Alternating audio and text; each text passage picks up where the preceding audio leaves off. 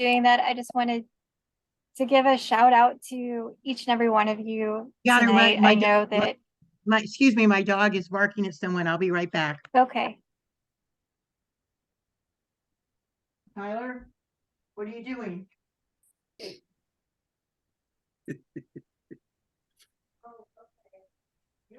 Guy just has things he wants to say. Love those four-legged office assistants. Mine is named Moxie. She's a kitten who hates it when I'm on the computer. So she's less an assistant and more a malevolent little office goblin. She needs all your attention all the time. She really does. She really, really does. Currently, she's locked out of this room. Sorry, guys. No worries. So, Erin? I just wanted to thank everyone real quick for being on our board and submitting your feedback and your experiences. I know that joining a Zoom call on a Wednesday evening isn't everybody's first choice, but I really appreciate your time. And with that, I'll turn it over to Beth. So I have a PowerPoint for us where I walk through a few things. And I'm happy to do that. And if you guys decide I don't want to see no PowerPoint, then we can also do that also. This can be a democracy. But in the end, what we're looking for is, do you have feedback on the recommendations?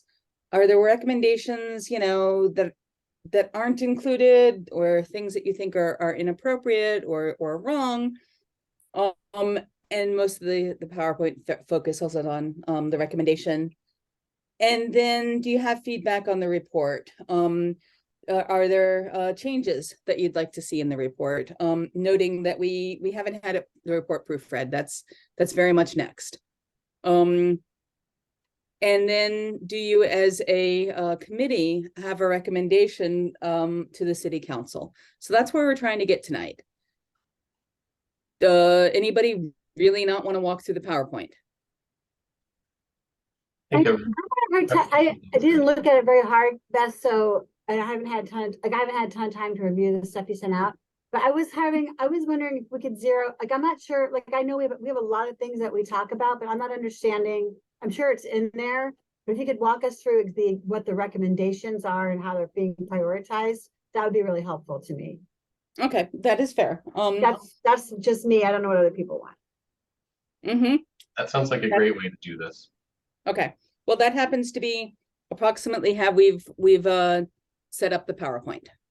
Oh, perfect. So you anticipate everything. Well, I try to. Sometimes I'm not right, but that's okay. So Rachel, there's I'm not sure to answer your question about prioritizing things. If we've got a specific priority of this in here, because this is a little piece of the housing production strategy that involves that includes a schedule for implementation, and the schedule implies prioritization, but sometimes you have to implement things that are a little lower priority, absolutely speaking, so that you can do things that are higher priority. So it may well be that as we're talking through this, part of what you recommend is say, hey, we think the higher priority is X, Y, and Z. And I can give you an example or two of what I would say. And that doesn't have to be what you would say at all. So I'm sharing my screen, I think. Okay, so here we are, our last meeting together. Thank you very much. Woohoo! 6 meetings. And we will be going to the Planning Commission soon and the City Council soon. And the grant wraps up here in May. So we will be done. These are the questions that we're asking of you. It's essentially the questions that I just went through. We can come back to these because they're also a little bit later in the presentation. I just wanted to hit the key conclusions. So again, here's a statement of actions that we considered in the plan. Another way of looking at them. So construction excise tax and urban renewal, those provide funding. Down payment assistance and rehabilitation, those most notably need more funding. System development charges and the property taxes, those either need funding or forego funding. If you ask me what's the highest priority of all of this, I would say looking strong, seriously looking at a local construction excise tax and how to use your urban renewal. You guys have already done most of the work, or most of the setup work of urban renewal. You already have that set up. It's the construction excise tax. Is that something that the city chooses to implement? And the implication, which I think we say in a few places in the study, of not implementing that then is where you have the most money to do things is in your urban renewal district. And you want to be careful about concentrating too much housing that is multifamily, and especially low income multifamily, only in your urban renewal district. That's something you want in multiple areas of your community. You don't want to concentrate poverty, is I guess what I'm saying. These system development charge exemptions, those are potentially expensive. $750,000 for 100 units Yeah, they're approximately. expensive to the housing developers, that's for sure. And what I was going to say next is they're really important for the housing developers. So because that is a genuine way, among all the other things that aren't about money that were, in the HPS, that's a genuine way to support more affordable housing development. And the tax incentives are also important. So one of the things I realized that I haven't been telling people quite well enough is tools like this, they're not the big idea. They're just tools. The big idea comes from people like Rachel, or, developer of market rate housing, who, thinks of these clever ways to do things that are just hard to do financially speaking, provide public benefit in the form usually of lower cost housing. And, somebody comes to you with these ideas, then the city has these tools in its toolbox that can be deployed, and that can be used to attract more of the housing of the type you're talking about. So remember that these things in and of themselves, on its own, some of these are less powerful, but taken together along with the other strategies in your housing production strategy, they're what can make a good idea more plausible to do. I don't want to always promise financial feasibility, but anyway. So these are your tools. Here are some of the equity benefits. So like CET and urban renewal can be used to support development of low and moderate income housing. Urban renewal's got more money in it, but CET is flexible across the city. Looking at some of the challenges, urban renewal's geographic limitations, you want to be careful about creating concentrations of poverty. Your system development charge and tax exemptions, those can lower cost of development or cost of operations, and obviously making that lower and moderate income housing more likely to be built. And the equity challenges there are, a little bit more complicated and less interesting. Down payment assistance and home rehabilitation, those can support either low-income households staying in existing housing or being able to access housing. In terms of equity, those are I know that the city council's goals are about supporting affordable housing. Those are some pretty powerful tools to do it. The equity challenge is just that they're more expensive on a household basis. So you're more likely to be able to serve fewer people, fewer households. That doesn't mean that that's not a good reason to do it. I guess the way I would think about it is some households is better than no households. So that's just a review of what we've been talking about for the last 3 or 4 or 5 meetings. And then going through the recommendations. So we decided to think a little bit bigger than just this funding plan. and make some recommendations that are essentially about implementing the whole HPS. So develop an equity framework for the decision-making process. So that's, some ways of thinking about some policies about how you're going to make decisions about housing policy. One of the things that I think is important is looking at the distribution of costs and benefits. What an economist way of saying that. To your lower income household, your seniors, your people of color, the people with higher unmet housing needs. Those are the people you're trying most to help. Align with other city projects so that you can, as much as possible, not have conflicts between your projects, because of course you've got different benefits and costs, good things and bad things that come out of any policy. I think a lot of this, an equity framework would align very nicely with, say, your climate action plan. You'd be considering an awful lot of the same sort of issues. And then review your equity framework assumptions, because what works now may not be quite right later. I'm pausing if anybody has comments or questions. Otherwise, I'll just walk on. Look at establishing an affordable housing trust fund and create an advisory committee to oversee that trust fund. So your affordable housing trust fund is, if you think about it, as a bucket to collect and manage funds, with the exception of urban renewal funds, which have to be kept separate.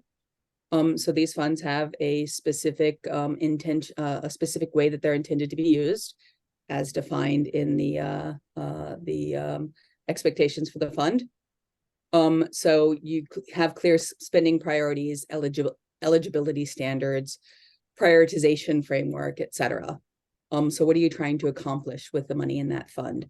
And then your advisory committee, that includes low-income residents, seniors, people of color, people with disabilities, commuters, maybe, renters, of course, as well as other people. See how much autonomy the city is okay with giving that advisory committee. So are they making recommendations to the city council? Do they have a little more power than that in some cases? I'm not sure if the city council will go for that or not. But do they have real decision-making authority, or are their recommendations, I don't know how to say it other than taken very seriously by the city council? What can you do about devolving some decision-making authority to a group like that? Look at compensating your participants for their time. So meals, childcare, paying for transit, that kind of thing. And then, of course, continuing to seek additional funding beyond what we've talked about in this project to grow your affordable housing trust fund.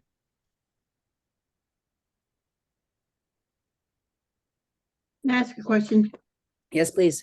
Beth, if you were looking at this type of committee, an advisory committee, and especially if they if they can manage and collect and manage funds, is it possible to turn it into a nonprofit or a 501c3 to have there lot of rules and regs for being able to do that, but that it's a way to manage money? Is that something cities look at, or it's a possibility or reasonable? I think I would like to defer to Don on this. My initial answer is, that sounds difficult. It would be difficult. I don't know if it's city money, we wouldn't be able to, without just a donation over to a separate piece. It wouldn't be something that we would be managing, and it would create some complexities to it. Okay. And there would be some legalities that I would think we would want to run through of questions of whether we could even do it. So some of these things that are being proposed would not necessarily go outside the city. And so then this advisory committee would advise to the city council to make, because the council would have the ultimate decision on money-making matters. And they have the authority to approve the budget. I like the idea of advisory committees. I like the idea especially of community input and finding individuals who represent some of those, communities or sub-communities that we're trying to respect in this and take care of and avoid, concentrating poverty. We want to make sure that we are addressing their needs. I wonder what benefit we would, I wonder what benefit you're hoping to derive from the idea of turning it into a nonprofit. I would have assumed that it would just be a volunteer, you know, committee, sort of like this one, or like one of the other commissions that the city manages. Well, it was just a thought that was crossed my mind while Beth was giving us the criteria here. I mean, I live in the nonprofit world, so so it's always sort of at the top of my head.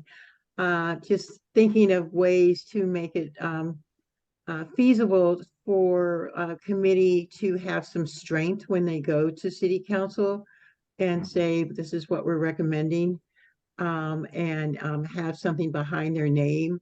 But I understand what Don's saying about, which I hadn't considered, about that these are public funds and regulated by the city and the budgetary process. So I just convening an advisory committee with the criteria that is laid out on this slide, I think is well representative of what we're looking at.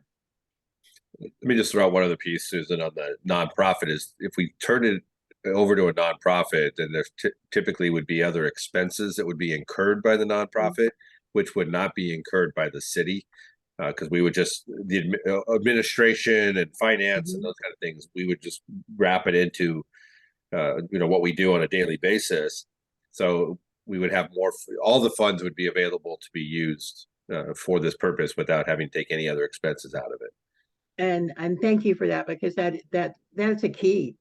You don't want to be having to spend salaries and administrative costs and location and all that to do it. I was not that as familiar with your budget process until you explained it, and it makes perfect sense when you lay it out like that. So Don, when we're talking to the city council, I would usually ask this question of Steve or Aaron, but I've got you here. Should I even talk about, how much, it feels like a big jump to me to say, what authority can you give that committee for actually making decisions? Because the city council is ultimately responsible. Yeah, so like any of our other advisory committees, they would be laid out with what their charge is, to what work the council's looking for. And then they would be looking at, without speaking for the council, they'd likely be looking at recommendations from the committee of the types of programs or how might want to use these funds, blah, blah, blah. And then the council would have the ultimate authority to take that advice and move forward with it. Or if they had concerns, address that when the committee comes and puts the recommendation forward. Okay, so the way it would need to work is recommendation. That's how I would see it working. Not that that's the only way to do it, but that's, I think, how I envisioned it would work. If the council set this up, it would be an advisory group. For example, we have the core area parking board. We have a parking district downtown, and we have a board that is set up by the ordinance, and their job is to make recommendations about the parking district. They recommend the budget to the council, and typically gets adopted that way, but that's, it's all laid out that way. And I would see this being very similar. Okay. Well, Tualatin's also, I think, and I think other cities are entering an era where there may be some new opportunities for the way to manage these kind of things in the future. But this is a big step in a lot of ways for Tualatin. So let's not make it a giant cavern to get across. Are there any other comments? Oh, Rachel, please. Oh, I don't have a comment about the committee. I have a comment about SDC waivers. I don't know if it's too late. Did we pass those by already? what was the SDC waivers? What was your comment there? Just that it's kind of they're expensive and they really impact us a lot, obviously. And a lot of times there are some jurisdictions that waive them for affordable housing, like Tigard. And that's like a huge benefit to the and really, you know, in terms of making the project more affordable. Another thing that can happen is that, and I guess Tualatin does this right now for commercial construction, but this could really help us with not affordable housing, which is to at least allow us to delay the payment of the SDCs to when we have certificate of occupancy rather than doing it at the time of permits. It just is another way of saving money, and then also the city can still get their SDCs. So. And I don't think we talk about that idea of having it at C of O in this, but we could note that as a sidebar. Mary, will you put that in as a note to have a sidebar on delaying when SDCs are due to C of O? I think we have some language about it in the memo specifically. Yeah. I was looking at the body of the document, and that's where I mean, I wasn't actually reading it. I was just, you know, looking at the text. So we'll put a little sidebar in about that. There's some other sidebars I think we need to put in a little bit also. So good point. I'll continue on if that's okay. So the obvious thing of explore sources of funding to support ownership and affordable rental housing. And so we talk a lot in this about other sources of funding. What we've heard so recently from the legislature, everybody's excited about the $200 million that is coming out from the legislature. And I think that that's a lot of money. And I think that most of that isn't targeting what we're talking about here. It's got a very different target. But the state expects, I think, to have more funds for things like rehabilitation, looking at infrastructure investment, et cetera.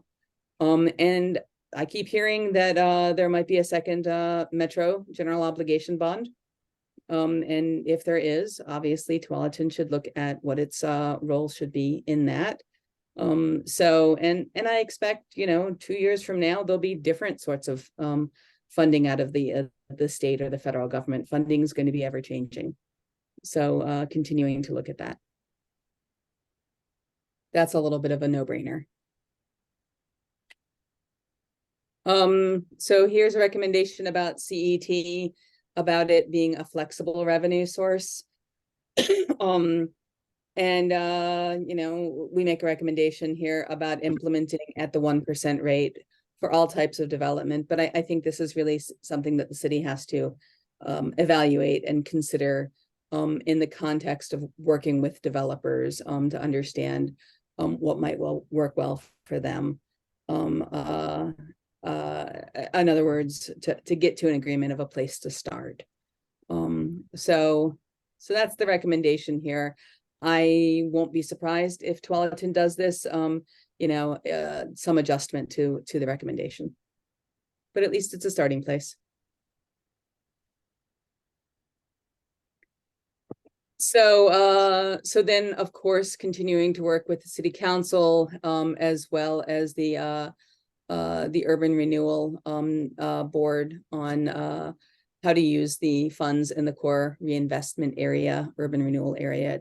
It's so new that I expect there'll be a lot of decisions being made about that in the next few years. And proactively identify potential development sites, especially those that are owned by the city, where you could dedicate land to housing development, especially affordable housing development. Either rental or owner occupied through working with a land trust. So implementing MUPD and seeking overlapping partnerships with the overlapping taxing districts, so you get the full implication of the tax exemption. So it helps as much as it can, and it's as much of an incentive as it can be.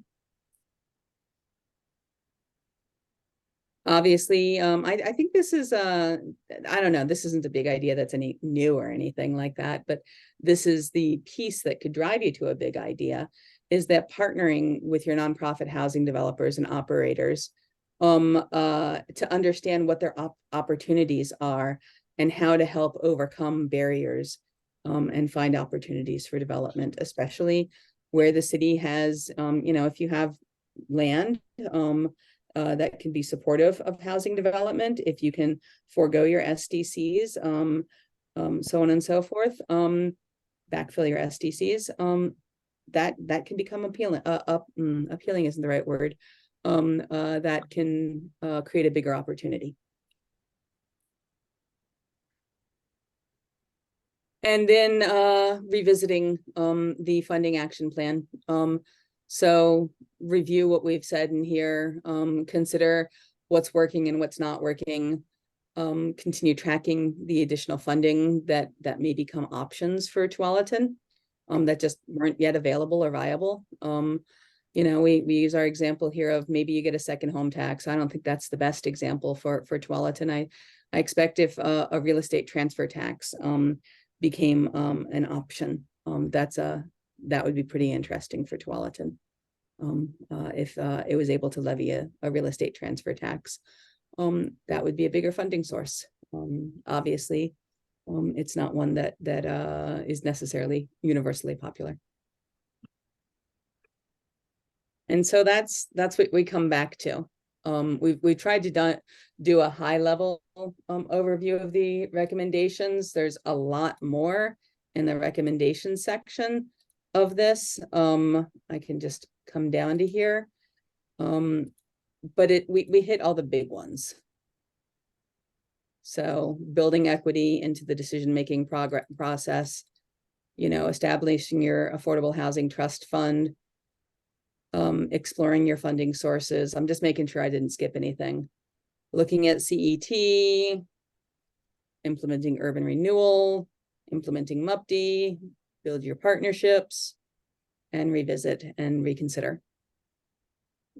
So are there things you want to discuss more?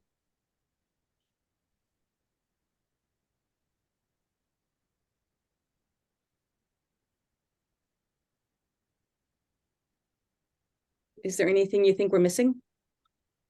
Especially in terms of recommendations? I feel like you've covered it pretty comprehensively. I feel like we have a list of things that are super cool, but I'm not really sure what our recommendations are. Sorry. Are we, because we're not saying are we saying do all of these? Are we saying here are things, we're saying here are the things you could do, but we're not really saying here's what you should do. I think we are saying it, Okay. We're suggesting, do this, build equity into the decision-making process, Okay. through these ways, establish your affordable housing trust fund.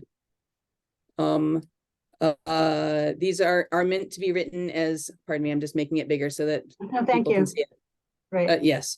They're Okay. meant to be written as things that are specifically action oriented, where we natter on some here about your advisory committee. But we're saying the city should consider convening an ongoing advisory committee, etc. So the only one that we haven't talked about here is the nonprofit tax credit, because the city's already done so much of that. We might add let's add a little recommendation here, Mary, about getting a grant from the overlapping taxing districts on that tax credit. But I think that's the only one. Have we talked about SDCs here? You guys have to remember, this is a little bit fresh still. We didn't have a recommendation about SDCs. We need a recommendation about SDCs. Let's get an SDC recommendation in there. Part of the problem here is trying not to duplicate what we did too much in prior chapters and be too repetitive. So we'll add a recommendation about SDCs as an important, oh, we got one. It's just not a very strong, oh, that's a conclusion. Sorry, guys. I apologize. We'll add a recommendation about, you know, what will we say? Establish a policy to exempt SDCs and backfill from X and Y sources, the CET and the urban renewal. And we'll also add a little sentence in there about also consider delaying when SDCs are required to be paid. Doesn't change the amount of money that the city is getting, but it does, as you say, Rachel, change that.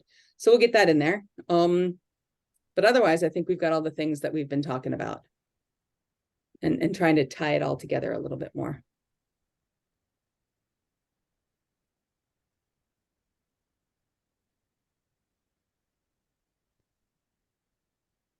Does anybody want to look at any of the particular recommendations more?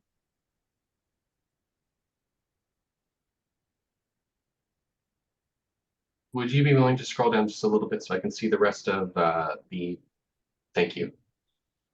Yes. Didn't get a good look at the multiple unit property tax exemption.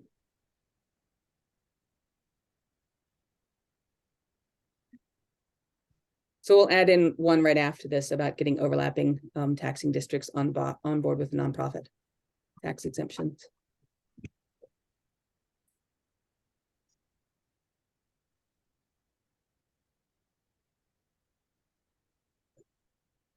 Thank you. Certainly.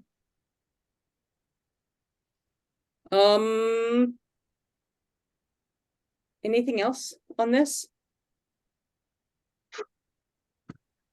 Is it a polite thing to do as a committee like this to ask the council to consider recommendations, or can we use stronger language than that? I mean, it's, to me, this has been laid out very carefully. We've done a lot, we've gone through a big process. For as much as I understand all the acronyms and what all these different recommendations mean, we've done their homework for them and given them the information they need that are opportunities to move forward. So is it just the PC thing to do to have the language we're using? I made this a soft language. Mhm. So I was deliberately not trying to put words into your mouth.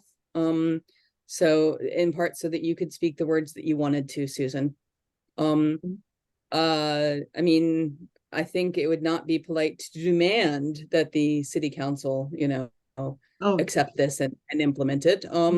But you know, if in the end you all want to use strong terms like, you know, we strongly recommend or we think these are very important, however you'd like to phrase that, I think those are all fine. Don's not giving me a hairy eyeball and neither is Erin, so I'm guessing I'm not too far off. I would agree. I would just maybe share that I think we're just kind of looking to our advisory group to make sure that we're on target. And this is a report that you would recommend the council adopt and proceed forward with. And if there's any changes or anything that you think might needs to be retooled, we're kind of looking for that feedback tonight. How about I unshare my screen so you guys can, you know, have a discussion and see each other a little bit more. And if you want me to put something up, I will. I understand how about how to present to council. I feel like I mean, I don't want to, I'm not a very soft person, so I just cut to the chase pretty much anymore. But I just feel like after I've been on several of these kinds of committees, like we all have, and I've been to enough, we've all been to enough council meetings and Cora and the 2040, you know, what stuns me the most is every committee that I have been on or know about, every timeline is 5 years. And I'm going, why? I'm going, we don't have time to wait 5 years for this to go through the process and to bring in, to start that first shovel of dirt for whatever kind of housing and wherever we have a space for it. I just don't think we do. And that's not because I'm aging. This doesn't affect me. But I know plenty of people, and we all do, that it does affect. Rachel, I don't know the process you went through with the new housing down at Basalt Creek, but how long did it take you from application to implementation? Well, this one took a little bit longer because we had, it was a piece of land where there was no water and sewer. And so there was just a little bit of extra work that had to happen. But in general, 4 to 5 years is not wrong. Really? Okay. Because it from kind of project, starting the application process to having housing in place. Sometimes actually sometimes it can be a little bit longer. Sometimes you have to apply several times. This particular project is bond funded, so that really helped. That's the bulk of the funding. It has other funding in it too. That wasn't enough to pay for the whole thing. Okay, so maybe I haven't learned enough to know what the total process is. That's probably no. I mean, you're right. Mm. You're right that it takes too long. I agree with you. Does anyone know how long it took the Tigert Senior Project over by their senior center to actually start being built? Was that another long process? Are you, I guess it is. I've been hearing about it. Yes. Okay. But So, it's going to be, that one's starting. I mean, they're constructing that, and I think that will be done soon-ish. So yeah, it'll be, what I understand, it's completed sometime in 2023, but was that another one that took 4 or 5 years to actually get built? yeah, and that one was part of the reason that one was held up is there's a lot of back and forth with the community, so that can add time. That's not an atypical experience. Yeah, we have that here too. So, Susan, one thing you might, I'm gonna throw something out. You might, the recommendation might be that you recommend the council accept the plan and begin to implement the actions in the plan as soon as possible, recognizing the urgent need for more affordable housing. That might be one way to get it at some of what you're looking for. Okay. I don't know. I do know just from conversations that I haven't talked to every counselor, and the mayor, but I know that this is I'm hearing that this is high on their list of priorities, and I'm hoping they all come together as one and act accordingly. One can hope that that's what happen. And I will say I've learned more. I've been going through the planning commission process with another project that we're supporting for Basalt Creek Employment Zone. And that was an eye-opener, seeing how the planning commission works and how thorough they are and the kind of questions they ask. And I'm not saying that, Zach, just because you're in the room, but I really am impressed with what you all do and what you go through. And I have hopes that this is how it's going to continue, and that when these things come up in front of council, that they do the same kind of in-depth and use their listening skills to see how important these things are. We have spent a lot of time on this, and it's been very dedicated time through staff and us that have volunteered to be on it. And quite honestly, when it's presented to council, I don't want a pat on the back or you're a good guy kind of person, but I want to make sure that they listen and take this very seriously and speed it up. I don't know how Susan, you get that in a lot of across. ways, I don't know that you want to go. Maybe what I'll suggest is if you don't want to go to the city council meeting on May 22nd, submit written comments to that Oh, no, extent. I'll go. Okay, then that's the better option. Oh, no, I will Um, go. Frank will roll his eyes when I walk in and sit down in front of him, which is just gives me great pleasure. That's a good thing to do. Yeah. But I mean, that carries, I think for somebody who's spent their time this way and has been as dedicated as you have been on all these different projects, that seems like it carries a lot more weight. And Susan, I was gonna also say, I think my staff's super busy right now because we're like, it's a little bit crazy at the moment, but it will calm down. It's kind of cyclical, and maybe maybe we should come to you. You have like an aging in place, you have like a committee. The aging task force. The That, aging, I mean, I think if you wanted to have somebody come to your aging task force and do like a housing development 101 presentation, we could totally do that and talk a little bit more about the Salt Creek, the plan, but. okay. We have talked about this a bit in the aging task force, and most of our, just about all the people involved in it, we've been around for so long, and some, that have seen what's going on in the community. You know, when you have Ed Casey and Dale Potts and a few of the other, and Larry McClure, they've been around a long time, and Joe, know way more than I do and have seen the city grow.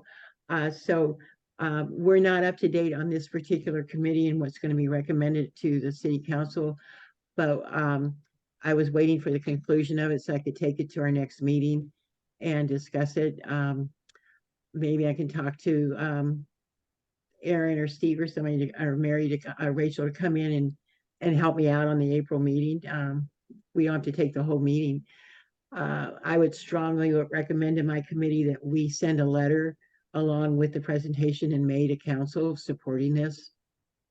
And that would come out of our April meeting. I am the spokesperson for the aging task force, but I see it from lots of angles,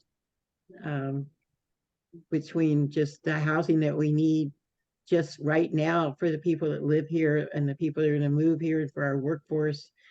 And as we are an aging community, more and more seniors, it's healthier to stay either age in place or age in a community and not a facility, as we all know. So that just keeps the health of our community alive and vibrant.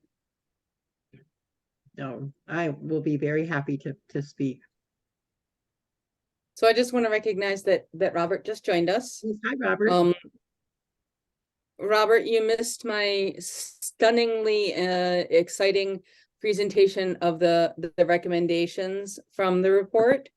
But if you have any questions about the recommendations or want us to go over anything, happy to do that. I'm sorry, I got stuck in Oregon City with a headache, and we're trying to get some stuff done. It's just crazy.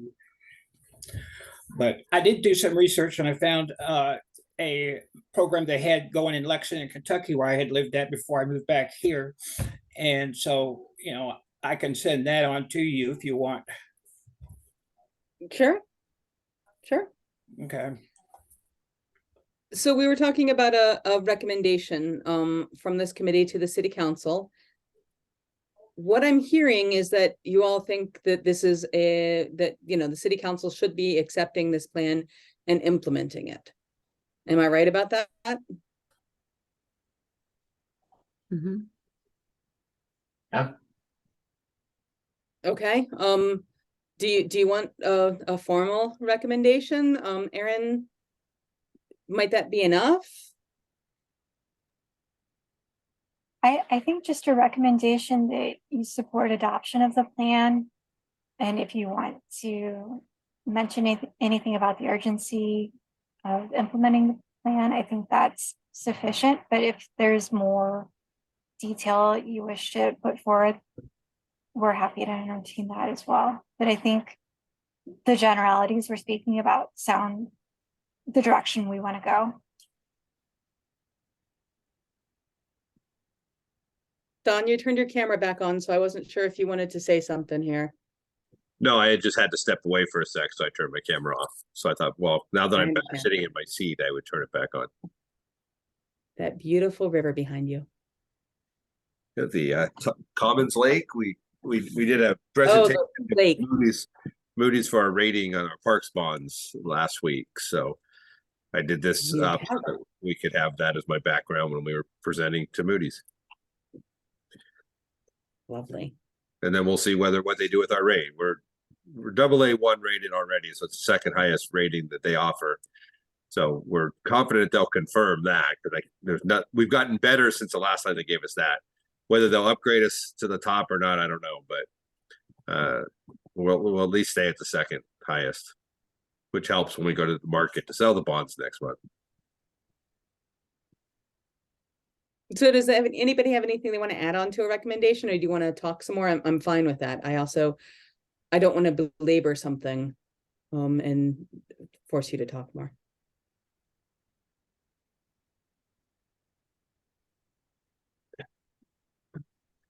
I think it's it's an amazing amount of work that you all as Beth and city staff have put into this, and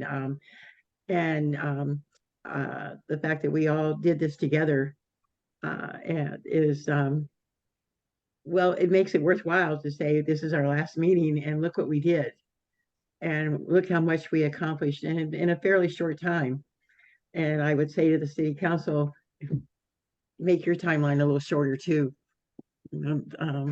This is just, I get real passionate about this because I just think it's just so important for everybody that needs to have this, and that to get the city council to move faster than 5 years would be just extremely gratifying. Then we can say, look what we did. You know, I think they need an education.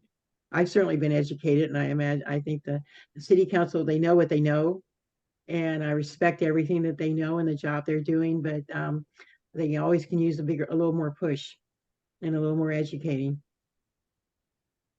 City councils have to know an awful lot. Oh yeah, it's amazing. I have the greatest respect for anybody that goes into public service, and when you're on a city council and you get to deal with the likes of me on occasion, I just go, good for you guys, you know. Because I think they're more like me out there than there are that just say, okay, do what you want. But I think we had a great committee. I appreciate meeting everybody on the committee. Zach, any other comments? Honestly, having read over it, I'm glad we caught there wasn't a recommendation for the SCC credits. I missed that. But I'm very pleased with how it's come out. I actually really like the soft language that you said that you had specifically selected. I think that the city council, given their relationship with planning commission and other groups that do provide advice, understands that when we come to a conclusion and makes a recommendation like this, especially one as thoroughly stated and fully described as what you've got here, I think that they'll take it seriously, and I'm actually very pleased with it where it is. So thank you guys for all the work you've done. I feel like as the committee, it's nice for you guys to say thank you, but I feel like you guys did a lot of the heavy lifting, and we more or less just were kind of the final vetting eyes here to say, yes, we agree with it. So thank you. You guys did the listening and the informing, so doesn't work without the two. So is this report that you've given us, it's over 50 pages, is this the same thing that's going to go to or a smaller revised edition of what's going to go to council? So the report is actually a lot longer than 50 pages, including all of the appendices. What we need to write still is the executive summary. And so that's coming next. We're going to get a few more staff comments in here. I want to do a little bit of revision to punch it up some in a place or two. And because I had my eyes on it, I needed a break for a week or two from this version, so I could see the things that I'd missed, and that we'd missed. But this is what will go to the planning commission and then to the city council. So it goes to planning commission first. It's going to the planning commission more for informational reasons. And then to city council for approval. Are those dates in writing now? Are they ready, confirmed? March 22nd for city council, and then let me find my April date. for the planning commission. Today's March Today's, 22nd. yeah, Today's the 22nd. May 22nd Okay, for city council. for city council, and then April 20th for the planning commission. The planning commission.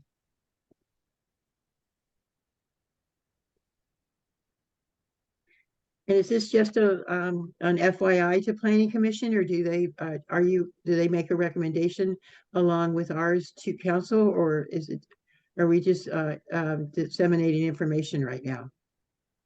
From what I understood from Steve, it was more disseminating information and education, but Erin? That's correct. It'll be information sharing, and then we also use our planning commission to satisfy our public engagement goal. I think it's goal 1 with Oregon requirements. So it serves as a public platform where the community can come and engage if they're interested. So kind of So 2 parts. And So is this presented to council in a work session on the May 22nd, or or is it in their regular agenda? Let me double check that. I have it noted as a 7 p.m. meeting, so I think that's their regular agenda. Session. it's Yes, a Monday definitely. night. Beth, I'm sorry? will you be there, Beth, presenting yeah. too? Yeah, okay. So just to clarify, as one of the people on the planning commission, when this comes to it, you're not looking for a decision from the planning commission, but that will be the forum in which this is put to the public. Will it be open for public comment at that time, or will that be a separate process? So I think it would be similar to the process we've been implementing for the Salt Creek Employment Zone project, where if the commission desires, they can accept public testimony, or you can just ask that the public listen and submit comments. So it's kind of at the commission's desire. How will people know that they can come to planning commission and the city council? I don't know that do you feel like the whole community knows that this committee has been in existence and what we're doing, or is it just us? We do have a public facing project on our city website. So if there's interest, the public could seek it out. We're not largely broadcasting this work. I believe we do intend to have a social engagement push just to inform community members that this work's coming. But in my role with the city, I haven't really seen a lot of public interest or heard a lot of public interest. And perhaps it's just because of the way our legal noticing requirements are structured in this state.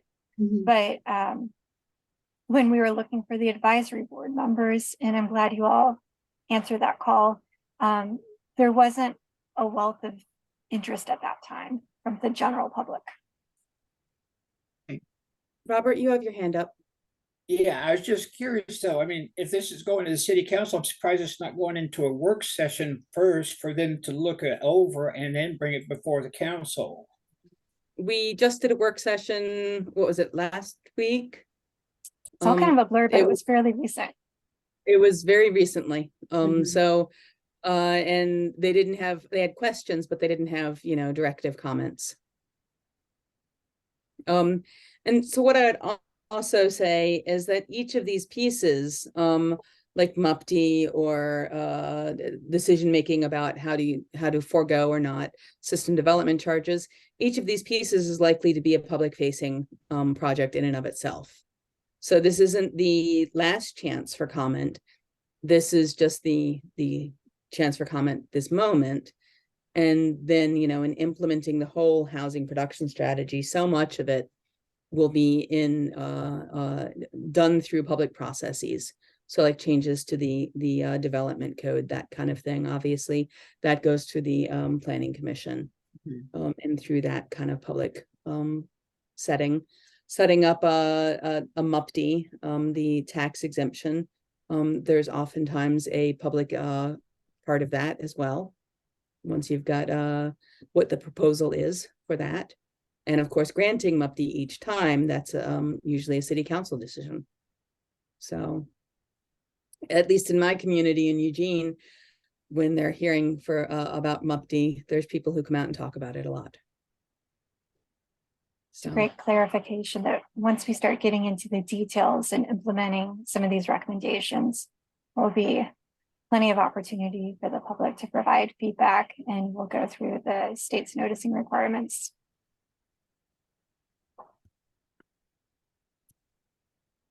So, Rachel, did you have any other comments? Oh, it's great. Thanks. I'll try to be there on the 20th. That's a Monday, right? It is a Monday, yes. Today's the 22nd. How funny. Robert, any final comments? Yeah, I kind of got lost since I missed the last meeting, and so so I got to get a chance to read it and everything. But that council meeting though is what, 7 o'clock or 6 o'clock? 7 o'clock on May 7 22nd. o'clock. Okay. I keep trying to get over to a city council meeting, but something always comes up. It's just so much stuff lately. I apologize. Can you That go is on the way Zoom, I did Robert? It's easy to go on Zoom. Can you do that? Yeah. Good, okay. Yeah, I've got different stuff that I'm working with, and one of them is with rock clubs and with Portland Regional Gem Show. And I said I would do something trying to get some help with that, and I kind of got dumped to myself to do whatever, do some research and try and find information and everything else and put a proposal together and then let people look at it. And then all of a sudden they're, oh, well, we don't like the way this is done, but here's what we'll do. All that time putting it together without any help. And then, so yeah, that's what's been taking up so much of my time before this. I'm sorry. No need to apologize. You need a dedicated committee like this. So I don't have anything else for you except to extend my thank you. You've been a very engaged group, and I've appreciated your interest and all your questions and all the things that you did and said to help make this a better document. So thank you. Thank you. You. Can we have the PowerPoint you just showed us? Can you send that to us I think Erin sent that to you a little bit earlier today. today? Okay, because I want to, I can take that to, at least I can, I'd like to bring my chamber board up to date and our business advocacy, because this all fits in, but I want to take it to my next aging task force meeting. And I'll talk to Erin about and see what staff can come and help us out with a short presentation. So we're ready for May. And you can steal from all the other presentations that we did to make one that is actually understandable across all of this information. Well, yeah, we have an hour meeting, so I could take up a couple hours of just going through all this. So I had to be kind of concise about it. So I'll take whatever you all offer. Tell me how to do it. Yeah, I kind of wonder, Erin, if the version that we'll have ready for the Planning Commission might not be a good version, because it'll have to be an overview to send to Susan, or the version that we just used for City Council. Okay. Sorry, I was kind of multitasking. Are we discussing the executive summary just so I can make a mental note? No, we were discussing the PowerPoints. Oh, okay. Susan was asking for this PowerPoint, but Okay. like this combined with the last City Council PowerPoint, you might be able to cut a few slides out of each of them and Gotcha. make it presentation. I'll make a note to send those directly to Susan. Thank you very much. You're welcome. So Erin and Don, I should hand it back over to you for any last words. Again, I appreciate everyone's time, and if I understood the recommendations from our conversation today, there's the recommendation to support adoption of this report and plan and to begin implementing it. Do we want to stress timeliness or just strongly recommend the implementation? Mhm. Okay. Thank you. Thank you all. Thank you. Thanks for Have your a good day. participation. Bye, everyone. Thank you very much. I appreciate everyone's time, and I'll be sending thank yous in the mail, so keep your eye out for them. Bye-bye. All right, See you on the Happy 22nd. Easter, everybody.